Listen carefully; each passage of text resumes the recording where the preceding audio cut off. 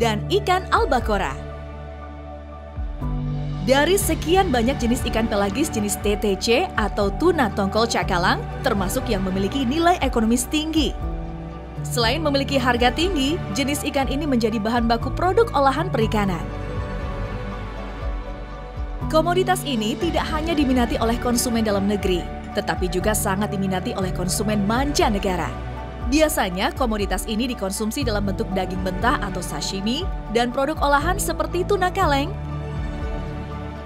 abon tuna, diversifikasi produk makanan olahan lainnya.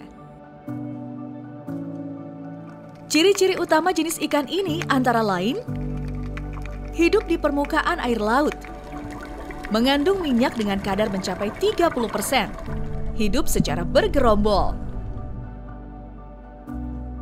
Nah, kalau ikan-ikan yang berikut ini banyak digemari masyarakat, sobat. Karena harganya terjangkau, rasanya enak dan bernilai gizi tinggi. Ikan-ikan ini dapat diperoleh dengan mudah di pasar, baik di pasar tradisional maupun di pasar modern. Kalian pasti pernah kan menjumpai dan makan ikan-ikan ini?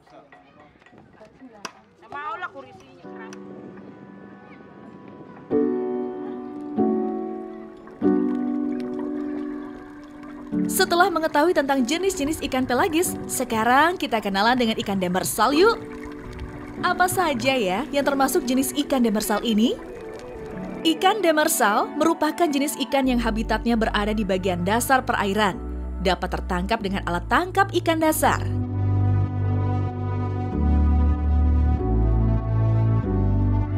Yang termasuk alat tangkap ikan dasar contohnya adalah troll dasar atau bottom troll, jaring insang dasar atau bottom gill net, rawai dasar atau bottom long line, bubu, dan lain sebagainya.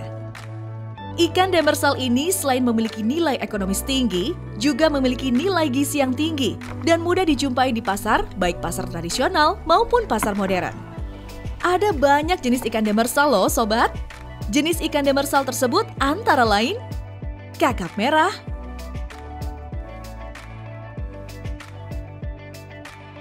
kakap putih, kerapu, bawal hitam, bawal putih. Ikan demersal ada yang hidup di perairan karang dan ada juga yang hidup di substrat pasir. Contoh lain dari jenis ikan demersal adalah ikan ekor kuning, ikan sebelah, ikan kuro, ikan pari,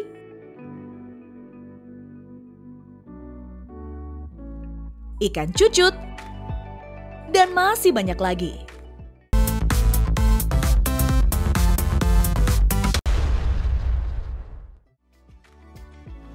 Indonesia memiliki potensi perikanan laut yang luar biasa. Di antaranya berbagai jenis ikan, baik ikan pelagis maupun ikan demersal, serta bermacam-macam biota laut lainnya. Ikan pelagis dan ikan demersal mempunyai perbedaan seperti berikut. Dari aspek tempat hidup, ikan pelagis hidup dekat dengan permukaan air. Sementara ikan demersal hidup di dasar perairan. Kandungan minyak ikan pelagis mencapai 30%, sementara ikan demersal hanya 1-4% saja. Jika dalam beraktivitas ikan pelagis biasa membentuk gerombolan, maka ikan demersal lebih suka hidup menyendiri. Baik jenis ikan pelagis ataupun ikan demersal dikategorikan sebagai ikan dengan nilai ekonomis yang penting karena memiliki harga tinggi, serta memberi manfaat bagi kesejahteraan masyarakat.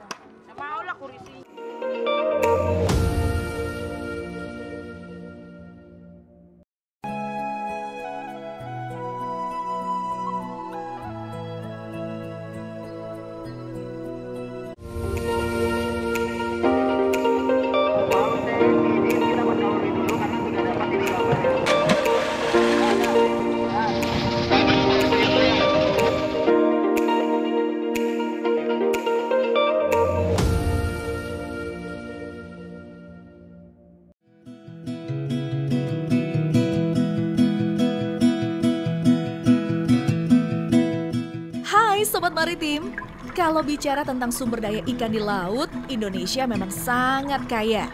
Banyak sekali macam-macam ikan yang ada di laut kita. Namun dari sekian banyak ikan, ternyata baru sedikit yang dibudidayakan atau istilahnya didomestikasi. Apa saja finfish yang bisa dibudidayakan atau didomestikasi? Yuk kita simak penjelasan berikut ini. Domestikasi adalah pengadopsian tumbuhan dan hewan dari kehidupan liar ke dalam lingkungan kehidupan sehari-hari manusia.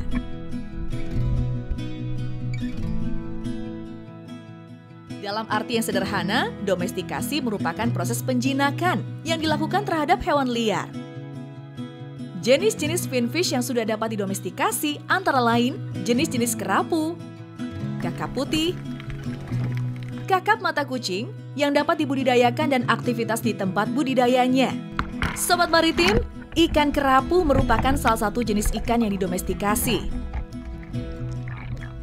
Kerapu merupakan jenis ikan demersal yang hidup di perairan karang, di antara celah-celah karang atau di dalam gua di dasar perairan. Ikan karnivora yang tergolong kurang aktif ini relatif mudah dibudidayakan karena mempunyai daya adaptasi yang tinggi.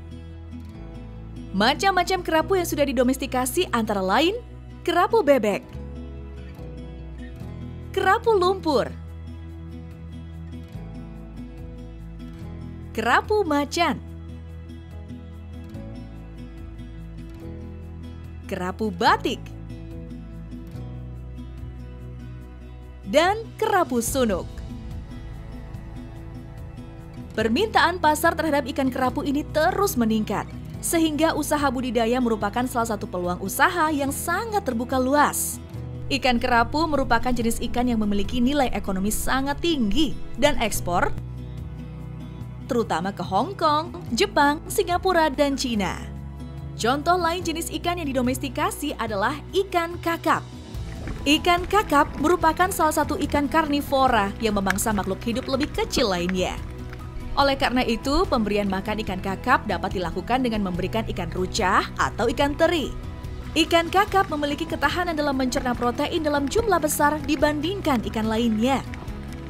Ikan kakap merah mempunyai nilai ekonomis yang cukup tinggi karena banyak diminati konsumen, baik sebagai ikan hias dengan ukuran 5-10 cm maupun sebagai ikan konsumsi dengan bobot lebih dari 500 gram, sehingga potensial untuk dibudidayakan.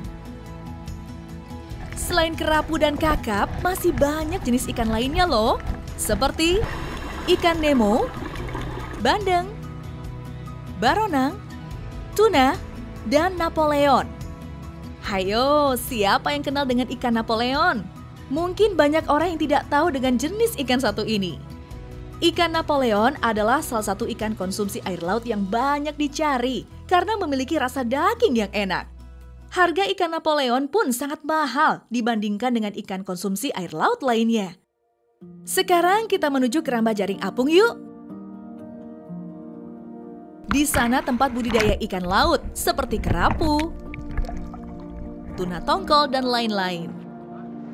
Apa saja ya Sobat Maritim jenis ikan-ikan laut yang dibudidayakan di sana?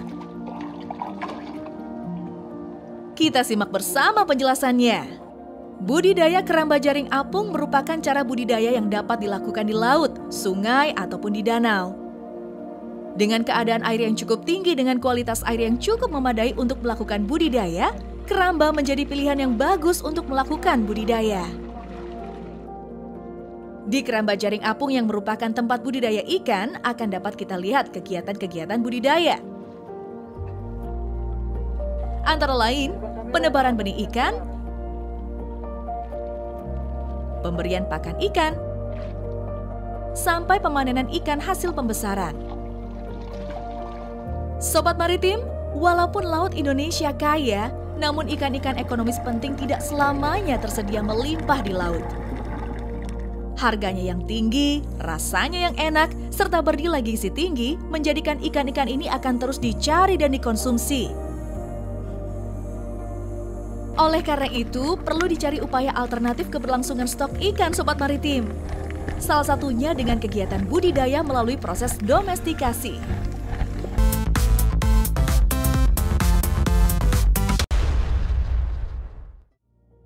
Jenis-jenis sumber daya laut ekonomis penting dapat dibudidayakan melalui proses domestikasi. Jenis-jenis ikan yang sudah terdomestikasi adalah kerapu, kakap, bandeng, tuna, dan lain-lain. Domestikasi ikan laut merupakan salah satu alternatif untuk menjaga keberlangsungan stok ikan melalui proses penjinakan yang dilakukan terhadap hewan liar. Domestikasi melibatkan populasi, seperti seleksi, pemuliaan, atau perbaikan keturunan, serta perubahan perilaku atau sifat dari organisme yang menjadi objeknya.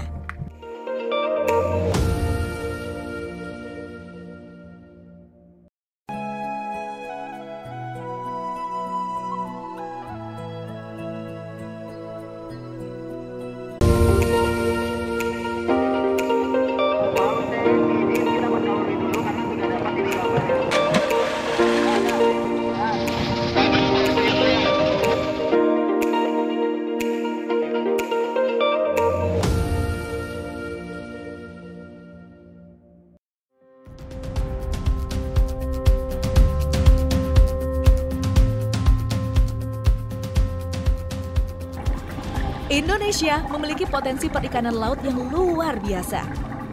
Laut menyimpan banyak sumber daya alam. Sumber daya alam di laut sebagian besar adalah sumber daya alam yang dapat diperbaiki, dapat berkembang biak, serta memiliki jumlah yang masih sangat banyak, sehingga dapat dipakai dalam waktu sangat lama untuk kebutuhan manusia. Sobat Maritim, kita patut bersyukur memiliki laut yang begitu luas dan indah. Belum lagi kalau kita lihat di dalamnya. Di dalam laut ada ikan-ikan yang begitu banyak jenisnya. Juga organisme non-ikan yang tidak sedikit pula ragamnya. Jumlah biota non-finfish tidak kalah banyaknya jika dibanding dengan biota finfish. Ada yang memiliki nilai ekonomis penting dan ada juga yang tidak. Apa saja sih yang tergolong jenis non-finfish ekonomis penting di Indonesia? Penasaran? Sobat Maritim juga pasti penasaran kan? Yuk kita simak penjelasannya berikut ini. Terdapat beraneka ragam jenis biota laut non-ikan atau non-finfish. Ada yang tergolong tumbuhan, ada juga yang tergolong hewan non-finfish. Contoh hewan non-finfish ini adalah lobster, udang, berbagai macam kerang, rumput laut, dan lain-lain. Semua biota itu memiliki nilai ekonomis penting karena harga jualnya yang lumayan tinggi. Nah, Sobat Maritim, ternyata sumber daya laut kita itu beragam jenisnya ya. Sekarang kita gali lebih jauh yuk tentang biota laut berupa tumbuhan yang kalian pasti sudah tidak asing lagi. Ayo tebak. Iya, betul, rumput laut. Terdapat berbagai jenis rumput laut, antara lain jenis Eucuma cottoni, Eucuma spinosum, Gracilaria sp, Sargassum, dan Caulerpa. Keragaman jenis rumput laut ini juga disertai dengan ragam manfaat yang dimilikinya. Ekstrak rumput laut Eucuma cottoni sebagai antioksidan biasa dimanfaatkan untuk makanan manusia, kosmetik, dan makanan ikan dalam kegiatan aquaculture. Sementara rumput laut Gracilaria sp memiliki manfaat sebagai bahan baku yang mengarah ke industri modern, baik di bidang pangan maupun non-pangan. Di bidang pangan, pemanfaatan Gracilaria dapat digunakan sebagai sumber serat pangan, penjernih pada berbagai industri minuman, bahan pengental, dan penstabil dairy product.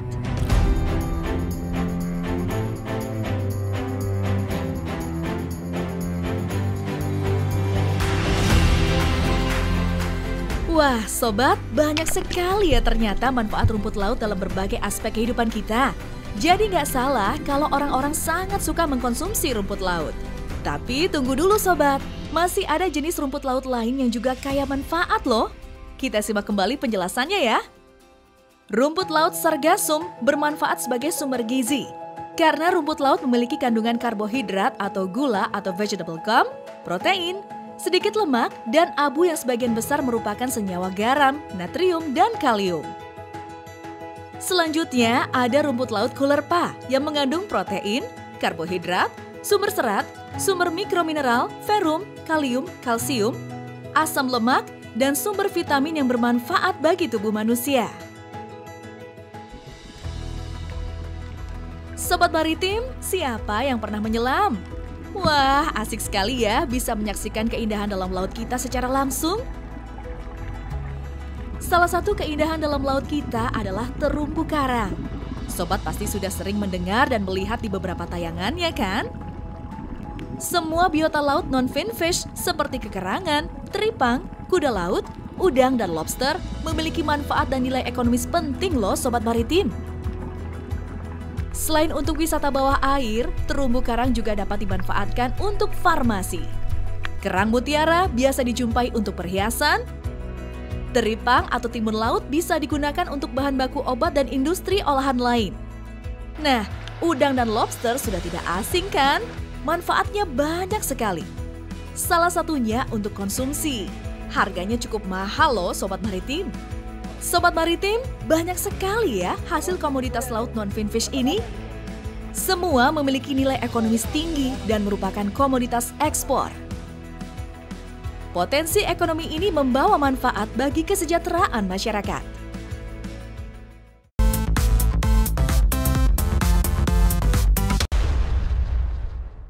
Selain jenis ikan bersirip, Laut Indonesia juga memiliki potensi sumber daya laut non-finfish seperti rumput laut, terumbu karang, teripang, kekerangan, kuda laut, udang, lobster, dan lain-lain.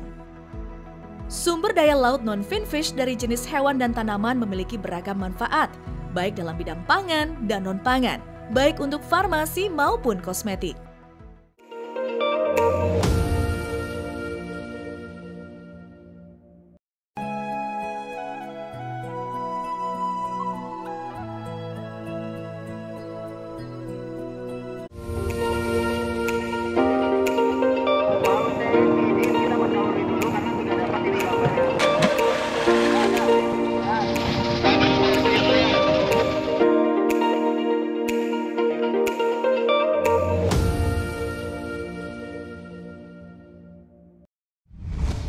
Halo Sobat Maritim, dari sekian banyak sumber daya non-ikan, apa saja ya yang sudah bisa dibudidayakan atau didomestikasi? Sama halnya dengan sumber daya ikan, sumber daya non-ikan yang kita miliki ternyata baru sedikit yang dapat dibudidayakan. Misalnya seperti udang, kerang mutiara, dan rumput laut. Wah, seperti apa ya budidaya sumber daya non-ikan itu? Supaya lebih jelas, yuk simak penjelasan berikut ini. Domestikasi merupakan proses penjinakan yang dilakukan terhadap hewan atau tumbuhan liar. Perbedaannya, apabila penjinakan lebih pada individu, domestikasi melibatkan populasi, serta meliputi proses seleksi, pemuliaan, serta perubahan perilaku atau sifat dari organisme yang menjadi objeknya. Jenis-jenis non-finfish yang sudah dapat didomestikasi antara lain udang, kerang mutiara, rumput laut, teripang, abalon, dan lain-lain. Di antara berbagai contoh non-finfish yang sudah terdomestikasi, udang, kekerangan, dan rumput laut merupakan komoditi yang memiliki nilai ekonomis penting dan lebih populer di masyarakat karena manfaatnya yang cukup banyak. Udang merupakan salah satu bahan makanan yang memiliki protein tinggi, yaitu sekitar 21%. Di samping itu, hewan mungil ini rendah kolesterol, di mana kandungan lemaknya hanya 0,2%. Bahkan memiliki kandungan vitamin B1, fosfor, dan zat kapur. Udang merupakan komoditas ekspor andalan bagi Indonesia, karena memberikan kontribusi devisa yang cukup besar. Salah satu jenis udang yang dibudidayakan adalah udang faname. Udang faname dapat dibudidayakan di tambak air payau. Kegiatan-kegiatan dalam proses budidaya udang antara lain adalah penebaran benih, pemberian pakan, sampling, dan pemanenan. Komoditi non-finfish lainnya yang sudah didomestikasi adalah kerang mutiara atau pinctada. Kerang mutiara merupakan salah satu komoditas ekspor dalam bidang budidaya laut yang bernilai ekonomis tinggi sebagai penghasil mutiara. Kerang mutiara merupakan salah satu biota laut yang hampir semua bagian dari tubuhnya mempunyai nilai jual. Baik mutiara, cangkang, daging, dan organisme kerang itu sendiri, benih maupun induk. Jenis-jenis kerang mutiara yang ada di Indonesia adalah Pinctada maxima, Pinctada margaritifera, Pinctada kimnitzi, Pinctada fucata, dan Pteria penguin. Dari kelima spesies tersebut yang dikenal sebagai penghasil mutiara terpenting yaitu Pinctada maxima, Pinctada margaritifera, dan Pteria penguin. Sobat Maritim, selain kerang dan udang, ada juga komoditas non-finfish yang juga sudah banyak dibudidayakan, yaitu rumput laut. Di Indonesia, rumput laut telah dikenal sebagai bahan industri makanan, farmasi, kosmetik, dan bahan baku ekspor. Rumput laut merupakan salah satu sumber daya penting yang terdapat di wilayah pesisir. Keberadaan rumput laut mampu memberikan kontribusi bagi perkembangan ekonomi pesisir di beberapa daerah di Indonesia. Meski sudah banyak dibudidayakan, pada beberapa tempat masih banyak masyarakat pesisir yang memanfaatkan rumput laut yang langsung dari alam. Sobat Maritim, bagaimana? Cantik kan kalau mutiara ini? Semua barang yang ada ini adalah produk-produk hasil komoditas laut non-finfish. Ada perhiasan dari mutiara, aneka olahan rumput laut, olahan teripang, dan lain-lain. Semua memiliki nilai ekonomis tinggi dan merupakan komoditas ekspor. Semua ini adalah hasil budidaya laut. Keren kan? Tapi karena sumber daya non-ikan yang memiliki nilai ekonomis penting ini tidak selamanya akan selalu tersedia banyak di laut, maka upaya domestikasi menjadi salah satu alternatif yang bisa dilakukan.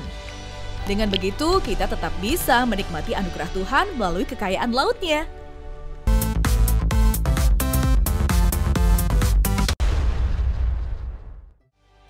Jenis-jenis sumber daya laut kategori non-finfish yang bernilai ekonomis penting sudah dapat didomestikasi. Baik kelompok plant aquatic seperti rumput laut dan kelompok animal aquatic seperti udang, bandeng, kerapu, kerang mutiara, terumbu karang, dan lain-lain.